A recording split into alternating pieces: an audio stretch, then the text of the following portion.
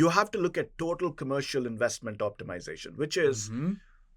there's a role that Reel plays. There is a role that a TikTok post plays. There is a role that paid search ad plays. And there is a role that a sponsorship plays, Mm-hmm. right? And in the past, what we've told ourselves is these things can't be measured. This can be. Mm-hmm. This is the metric. Let me just go after this, and I'll just assume that these other things are needed.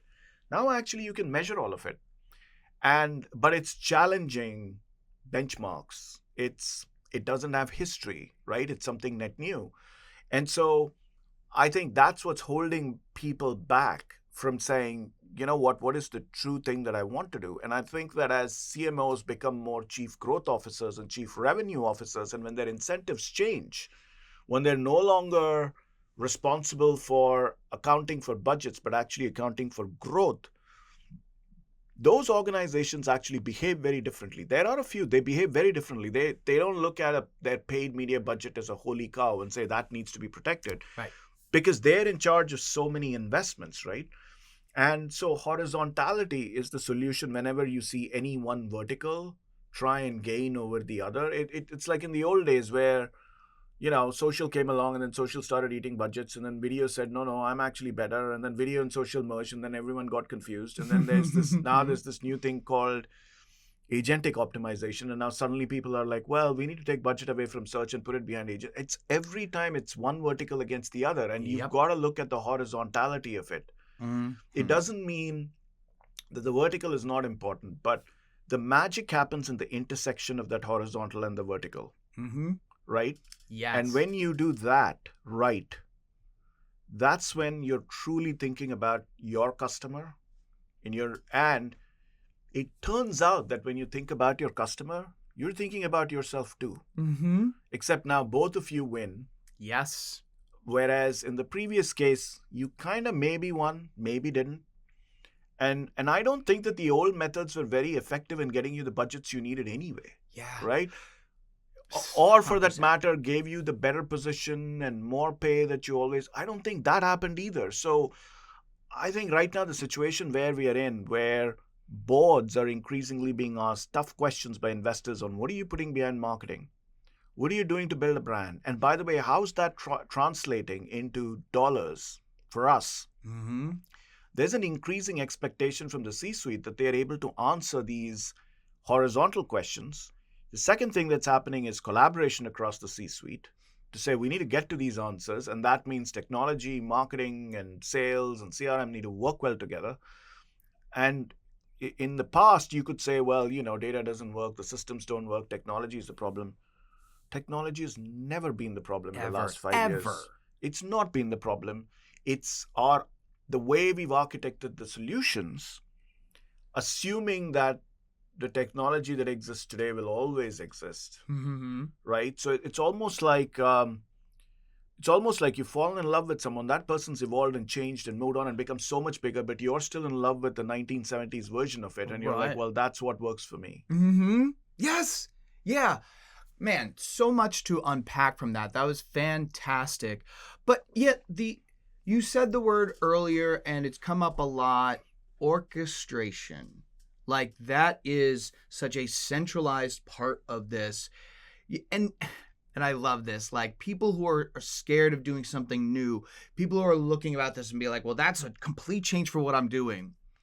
Are you in nirvana right now? Like, are things going so well that you just couldn't possibly want to touch a thing? Like, I think people cling to miserable comfort when like glorious risk and uncertainty is a possibility.